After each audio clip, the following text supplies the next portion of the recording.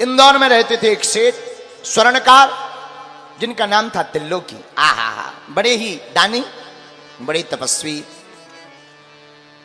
महात्मा आए घर पर महात्मा आवे, संत आवे, संसार की बातें न पूछो, भगवान की कथा की सुनो, परमार्थ की चर्चा करनी चाहिए। हाथ जोड़ करके स्वर्णकार श्री त्रिलोकीदास जी ने कहा, महाराज कोई बढ़िया सा उपाय बताओ जिससे हमारा कल्याण हो जावे। महात्मा बोले, गीता पढ़ा करो। त्रिलोकीदास जी बोले, महाराज गीता तो बहुत बड़ी है, हमसे संस्कृत आती नहीं, कोई और उपाय बताओ। महात्मा बोले, रामायण पढ़ा करो।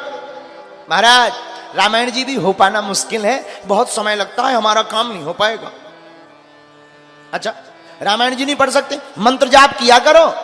महाराज मन नहीं लगता है, मन बड़ा विचलित है, कोई छोटा सा अच्छा सा उपाय बता दो जिसे हम जीवन में उतार सकें।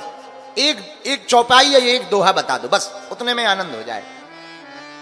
महात्मा बड़े पहुंचे हुए थे, महात्मा ने एक दोहा दे दिया, बोले तुम इसी पर चलो और इस पर अगर तुम चलोगे तो तुम्हारी भी नैया पार हो जाएगी। हाँ महाराज आज्ञा करो। तो महात्मा ने कहा, सत्य वचन अरुदीनता।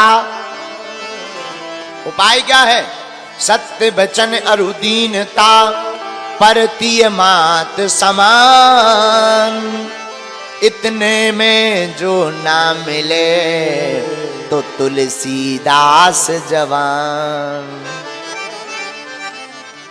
जो सत्य बोले, मन में दैन्य भाव रखे, दूसरी की स्त्री को माता के समान माने, ये 3 उपायों को कोई अगर कर लेता है तो तुलसीदास जी कहते कि हम गारंटी लेकर के कहते हैं, इन 3 उपायों को मानने वाले को परमात्मा अवश्य मिलेंगे, इसमें कोई संदेह नहीं है।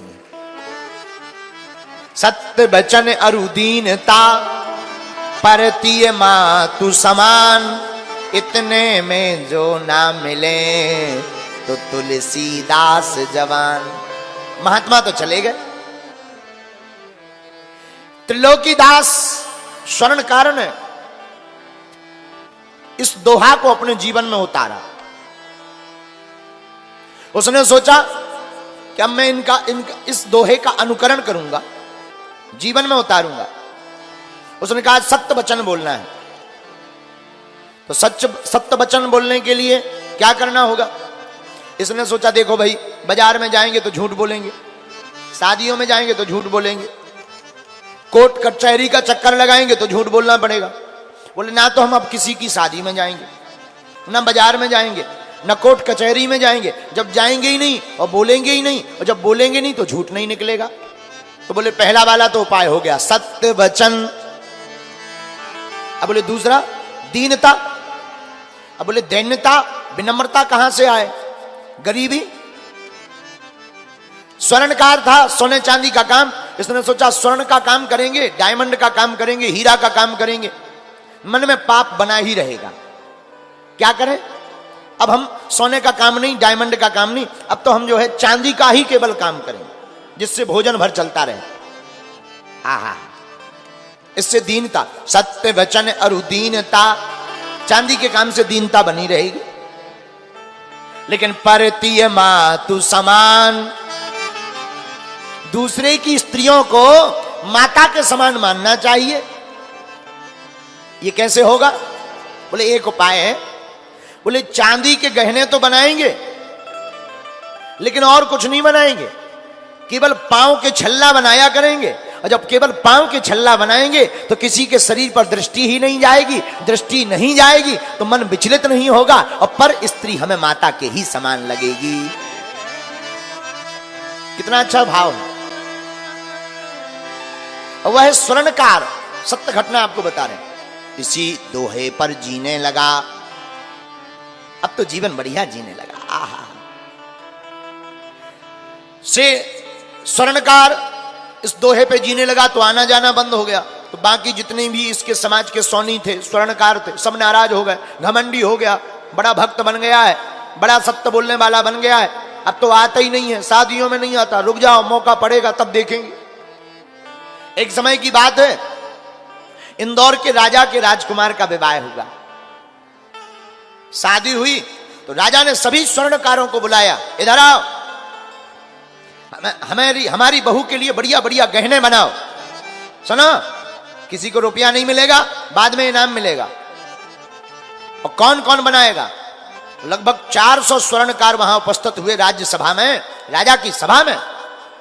राजाओं ने हाथ जोड़कर कहा, हुजूर हमको 1-2 दिन का मौका दिया जाए और हम नाम लिख करके दे देंगे कि कौन बनाएगा गहनों को, जो बढ़िया होगा।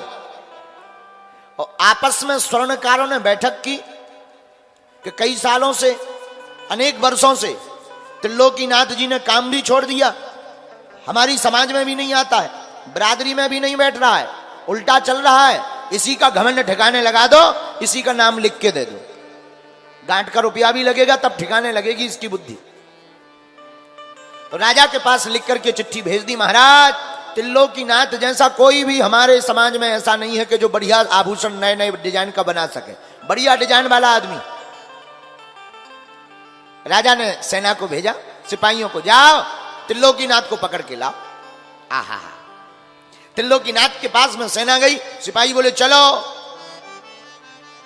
त्रिलोकीनाथ हाथ जोड़ के बोलो, कछु अपराध नहा कियो, नहीं कछु दिल में चाह।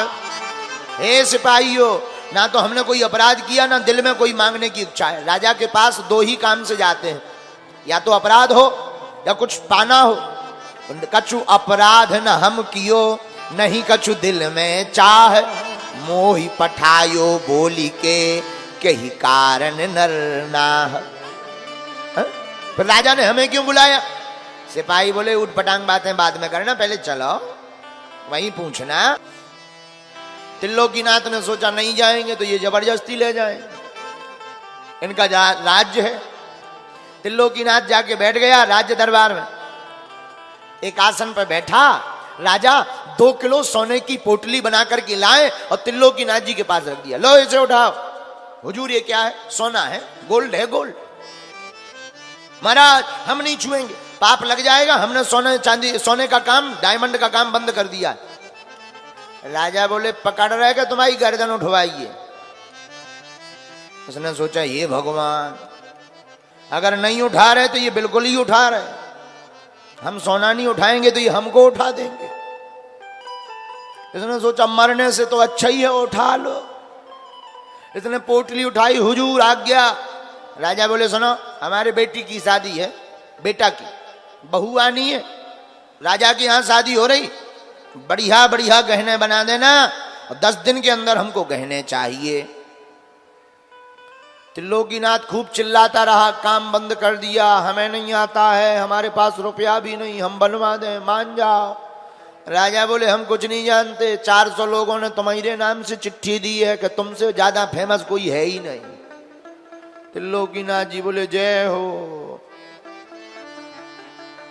इसने पोटली ली, मरता क्या नहीं करता, सोचा कर ही क्या सकते हैं, पोटली नहीं उठाएंगे तो राजा हमको बिल्कुल ही उठवाएंगे, फिर तो 4 कंधे पड़ जाएंगे। इसने पोटली उठाई, उधो धन तुम्हारो व्यवहार, उधो धन तुम्हारो व्यवहार, अंबन काट बमूर लगावत, चंदन झोकत भार। चंदन झोकत भार, उधो धन तुम्हारो व्यवहार। पोटली ली, त्रिलोकीनाथ घर आए। पत्नी का नाम तारणी देवी। तारणी हंस के बोली, क्या ले आए पोटली में? प्राण ही ले आए। राजा ने ये सोना दिया है, गहने बनाओ, नहीं बनाओगे तो गर्दन कटवाओ। पत्नी बोली, तुम्हें तो काम ही नहीं आता है, किसी और से बनवा देना। त्रिलोकीनाथ बोले, दाम तो चाहिए तभी होगा काम। 2 किलो सोना है, दाम लगेगा 5000। और उस जमाने में 5000 बहुत होते, कौन देगा? और पहले चाहिए।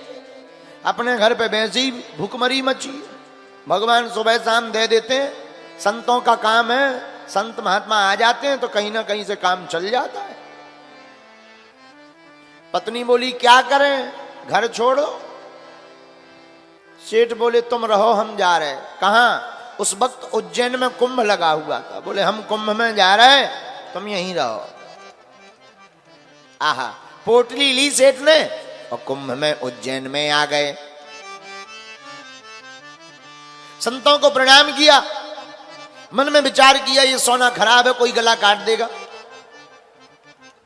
संतों की पंगत देखी, संतों का जय जयकार देखा, मन में भाव जग गया कि एक काम करें, गहने तो हमें बना नहीं पाना है, वापस सोना देंगे तो मरना है, नहीं बनाएंगे तो मरना है, ऐसे काहे को मरो, सोना का सदुपयोग कर लो, संतन में भंडारा करवाओ, मरना तो है ही, खाली काहे को मरे। 2 किलो सोना लिया, नगर सेठ को उज्जैन के दे दिया कि लो भैया चकाचक रबड़ी मालपुआ बनाओ, भंडारा करवाओ। सेठ ने कहा नाम? बोले अब हमारा है ही नहीं, नाम का बता दें। बोले बेनाम है। कोई नाम नहीं, बेनाम। कुछ दिनों में हम होंगे बदनाम। कोई नाम नहीं है, बेनाम है। चले गए सेठ जी। वहां के नगर सेठ ने सोचा कि भाई 2 किलो कोई सोना संतों के भंडारे के लिए दे गया, जरूर कोई महात्मा होगा, महापुरुष होगा। फिर क्या, वहां के साहूकार ने सोने को बेचकर आहा बढ़िया चकाचक रबड़ी मालपुआ बनाए, रसगुल्ला बनवाए, पूरी बनवाई, चकाचक संतों को भंडारा करवाने के लिए बैठाया और बुलाया। संत महात्मा बोले सेठ जी नाम बताओ, किसकी जय जयकार करनी है? सेठ जी बोले हमारा होता तो हम नाम बताते, जिनका है वो नाम नहीं बता गए। तो संत बोले किसकी जय जयकार करें? सेठ जी बोले महाराज लक्ष्मी नारायण भगवान की जय जयकार करो। साहब महात्मा बोले संतो लक्ष्मी नारायण भगवान की जय हो। इतनी जोर से गर्जना करी कि भगवान तक खबर पहुंच गई लक्ष्मी नारायण के पास। बोले आज तो महात्मा बड़े खुश हैं। महात्माओं ने रसगुल्ला पाए, प्रसाद पाए, चकाचक दक्षिणा ली, मोटा मोटा लिफाफा मिला। महात्मा बड़े खुश हो गए, भैया आज तो रस बरस गया, आनंद हो गया, जय हो लक्ष्मी नारायण की। सेठ जी घर आए, पत्नी तारिणी देवी बोली सोना कहां है? सेठ जी बोले बन रहा है। क्या कहते हैं? कहां बन रहा? कंचन को टूक पड़ो संतन के साचन में। है कंचन मतलब सोना। सेठ जी बोले कंचन को टूक पड़ो संतन के साचन में, भाव भरो आंचन में, ग्रास गलने लगे। भोजन पेट में जा रहा हो सोना का।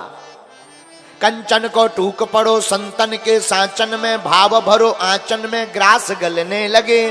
कथा की कफनियां करधनिया सुकीर्तन की, कथा की कफनियां करधनिया सुकीर्तन की, पूजन के भूषण विनीत बनने लगे। ज्ञान माही गड़े जड़े जोड़ा सभी सिंगार, हार हरि नाम के सुहाए और हरने लगे। देश नैन देखे नरेश पर पठाए कौन, मौन भून इसके प्रकाश से करने लगे। विनीत दास जी कहते हैं कि सेठ ने अपनी पत्नी को कहा कि तुम चिंता मत करो, सोना तो गल रहा है, आभूषण बन रहा है। और मनी मन सेठ जी बोले संतों के पेट में बन रहा है, गल रहा है, आभूषण बन रहा है संतों के पेट में, क्योंकि भंडारा करवा दिया। बोलो सीताराम। इधर कई दिन बीते, राजा ने खबर भेजी कि भाई शादी का समय नजदीक आ गया, गहने लाओ। सेठ जी ने सोचा कि अब तो मर नहीं है, मरे पर खाली क्यों मरे। हाथ में राम जी की मूर्ति ली। इसने सोचा कि जंगल में जाते हैं, जितने दिन बचेंगे सो भजन करेंगे, बाकी राजा को फांसी तो देनी है, सो पकड़े जाएंगे। पत्नी से बोले तुम ठीक ठाक रहना, हम ये चले। कहां? संतों जहां पर सोना गलाया था ले आए, जंगल में चले गए। आहा, जंगल में जाकर के सेठ जी भगवान के सामने जाकर रोने लगे। एक पेड़ के नीचे राम जी की मूर्ति को रखा, आंखों में आंसू भर करके रोने लगे। सरकार, हमने तो सोने से संतों का भोजन करवा दिया, अब हमारा क्या होगा? आप ही हमारी लाज रखना, क्योंकि आपके बिना हमारा कोई नहीं है। आप हमारे नाथ हो और हम कुछ नहीं जानते। मरना हमें है, पर सरकार मरे भी तो संतों की शीत प्रसादी पाकर संतों के चरणों में मरे। राजा के हाथों मत मरने देना। और आंखों में आंसू भर करके त्रिलोकीनाथ जंगल में बैठकर गोविंद की कीर्तन को गाने लगा। इधर राजा ने खबर भेजी, गांव वालों ने बताया कि वो तो 3 दिन से गायब है। राजा की शाम को बारात जानी है। राजा बड़ा नाराज और स्वर्णकारों को बुलाया कि भाई तुमने इनका नाम दिया था 400 लोगों ने, अब वो तो सोना लेकर गायब हो गया। स्वर्णकार बोले अब ये मौका बढ़िया है बर्बाद करने का। तो बाकी स्वर्णकार समाज के बोले महाराज लगता है उसकी 2 किलो सोना देख करके मती मार गई, मती भ्रमित हो गई, महाकंजूस है, बेच दिया होगा, अब नहीं आएगा, भाग गया है। राजा बोले अब तो बड़ी दिक्कत हो गई, बारात जानी है। तो स्वर्णकार बोले महाराज चिंता मत करो, किसी ने कहा हम पायल देते हैं, किसी ने कहा कि हम अंगूठी देते हैं, किसी ने कहा हम चैन देते हैं, अभी काम चला लो बाद में आके चुका देना। लेकिन महाराज उसको दंड तो मिलना चाहिए। क्या दंड दें? महाराज उसका मकान उसकी पत्नी घर पे है, तोप दगवा दो, तोपों से उड़वा दो उसको। राजा ने आज्ञा की कि अब बारात बाद में जाएगी, पहले त्रिलोकीनाथ के घर का विनाश किया जाए। सिपाहियों ने तोप उठाई, तोप में बारूद भरा और 400-500 सिपाही त्रिलोकीनाथ के घर के बाहर तोप लेकर आ गए। आहा, सुनना जरा ध्यान से। आवाज लगाई, तारिणी देवी त्रिलोकीनाथ की पत्नी बाहर आई, भीड़ देख करके हाथ जोड़कर बोली क्या गुनाह हो गया, क्या पाप हो गया और ये तोप लेकर के क्यों आए? सिपाहियों ने कहा तुम्हारा पति है नहीं, हमको 10 दिनों से मूर्ख बना रही और सोना लेकर के भाग गया है, इसलिए तुम्हारे घर को और तुमको तोप में भर करके उड़ाया जाएगा, तोप से उड़ाया जाएगा। तारिणी देवी की आंखों से आंसू आ गए कि पति तो है नहीं, जीवन भर संतों की सेवा की, उसका परिणाम आज हमको ये मिलना है। अंदर आई, दरवाजा बंद करके फूट फूट कर रोने लगी। हे राम, हे संतो, हे रघुनाथ जी, आज पति है नहीं, आज हम हो गए अनाथ, आपका नाम है रघुनाथ, अब आप रघुनाथ होने का भाव प्रस्तुत करिए, हमको आज सनाथ कर दीजिए। आंखों में आंसू भर के रोने लगे। उधर त्रिलोकीनाथ जंगल में रो रहा, मन गुण गावत पुलक शरीरा, आंखों में आंसू भर करके वहां त्रिलोकीनाथ रो रहा, सरकार कहीं हमारी पत्नी का वध ना कर दे, हमारा घर उजाड़ देगा राजा, क्योंकि हमारे पास सोना तो है नहीं, सोना से हमने संतों का भोजन करवा दिया, भंडारा करवा दिया, अब जो आपको अच्छा लगे सो करो, हम तो आपकी शरण में, चाहो तो मार दो और चाहो तो तार दो। आहा। इधर भगवान बड़े बेचैन, लक्ष्मी जी ने कहा क्या हुआ? देवी आज हमारे भक्त के ऊपर आफत आ गई, बिल्कुल कलयुग की घटना बता रहे, हमारे भक्त के ऊपर आफत आ गई, उसने संतों का भंडारा किया, राजा उसको मारना चाहता है। लक्ष्मी जी ने जहां पूरी बात सुनी, तुरंत अपना गहना निकालकर भगवान को पोटली बनाकर दे दिया कि जाओ आप त्रिलोकी का रूप धारण करके राजा के पास चले जाओ। आहा। लक्ष्मी के भूषण लिए लक्ष्मीपति निज हाथ, भक्त त्रिलोकी को धरो भेष, चले बनकर त्रिलोकी। लक्ष्मी जी के आभूषणों को लेकर त्रिलोकी का भेष बनाकर पोटली अपने सिर पर रखकर, और तोप दागने ही वाले थे, आवाज लगाई कौन हो? अरे लोगों ने कहा आ गया आ गया आ गया, त्रिलोकी आ गया। त्रिलोकी ने कहा ये सब झंझट बंद करो, चलो राजा के पास। राजा के पास सभी सिपाही गए, तमाशा देखने वाले लोग, कि अगर सोने का गहना नहीं बना करके आया होगा तो मरना है इसको, मरना तो पक्का है। राजा के सामने गया, राजा ने कहा कहां थे हुजूर, क्षमा करना, जहां पर गहने बन रहे थे थोड़ा काम विस्तृत तरीके से कराया है, थोड़ा लेट हो गए, परंतु सामान बहुत अच्छा है। भगवान ने कहा खोल के दिखा, राजा ने कहा खोल के दिखा। जहां त्रिलोकी ने राजा के सामने महंगे महंगे आभूषण माता लक्ष्मी जी के दिखाए, पूरा अंधेरा जो राज्य में था उन आभूषणों के प्रकाश से प्रकाशमान हो गया और राजा चकाचौंध में पड़ गया। राजा कहते हैं ऐसा तो हमने सामान भी नहीं दिया। तो लोकीनाथ कहते ये सब आपकी सामग्री है, बाद में हिसाब किताब कर लेंगे, अभी जाओ तुम अपने जो है बेटे का विवाह करके आओ। जहां श्रृंगार को देखा तो राजा ने कहा त्रिलोकी हमसे भूल हो गई, अब तुम भी हमारे साथ बारात में चलो। भगवान में बारात में त्रिलोकी बनकर गए भक्त के कारण। वहां जब चढ़ाई चढ़ने का समय आया, भगवान ने अपने हाथों से उस बहू को गोद में बैठा करके आभूषण पहनाए। राजा ने कहा तुम ही पहनाओ, ये ऐसे ऐसे आभूषण हैं, हमने कभी देखे नहीं कि ये पहनना कहां चाहिए। महाराज हमारी बिटिया है, वो गोद में बैठाया और पूरे आभूषणों को भगवान ने त्रिलोकी बनकर के उस बहू के पूरे गले में, पूरे शरीर में आभूषणों से भर दिया। जितने और राजा आए थे आज तक ऐसा श्रृंगार नहीं चढ़ा, आज तक ऐसा कोई सामग्री नहीं दे पाया। सब राजा का मान कर रहे, सब राजा की जय जयकार कर रहे। आहा, इधर त्रिलोकी जंगल में बैठा रो रहा था। उसने विचार किया कि हम तो गए नहीं, जरूर हमारी पत्नी को मार दिया होगा, घर को उजाड़ दिया होगा राजा ने। राजा बड़ा दुष्ट है, जाकर के देखूं तो क्या हाल है। उधर क्या देखता कि राजा ने खबर भेजी कि आज त्रिलोकी के कारण हमारा मान बढ़ा, तुरंत इनके मकान बनाने की तैयारी करो। मकान की सुंदर व्यवस्था होने लगी, पहरेदार लग गए, सुंदर व्यवस्थाएं त्रिलोकी के घर पर बढ़ने लगी। त्रिलोकी जब घर आया पत्नी से पूछता है क्या बात है देवी, बड़ी व्यवस्था हो रही। पत्नी कहती महाराज आप ही तो कुछ देर पहले आए थे।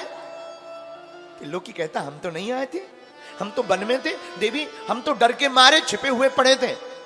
पत्नी कहती है महाराज आप पोटली लेकर आए, आपने गहने भी दिखाए। त्रिलोकी भागा भागा गया और भगवान वहां बारात के रास्ते से अंतर ध्यान हो गए। राजा को जब पूरी बात पता लगी तो राजा की आंखों से झरझर आंसू बहने लगे कि साक्षात हरि हमारी बहू को गहने पहनाने को आए हैं।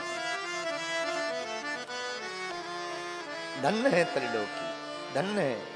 और महाराज जब बहू को पता लगा कि साक्षात ठाकुर जी ने अपने हाथों से गहने पहनाए हैं, तो उसने गृहस्थ जीवन में प्रवेश नहीं किया, गहनों को लिया और पोटली बनाई और संतों के बीच में लुटाना प्रारंभ कर दिया कि जहां से आए थे वहीं से हमारे सरकार के पास पहुंचा।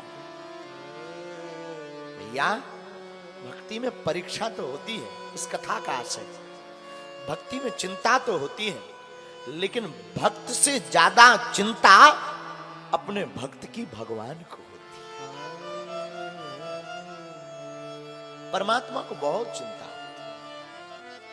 हमारी प्रार्थना है आप सब ठाकुर जी के अधीन हो जाओ, आपकी संपूर्ण चिंता हमारे ठाकुर जी की हो जाए।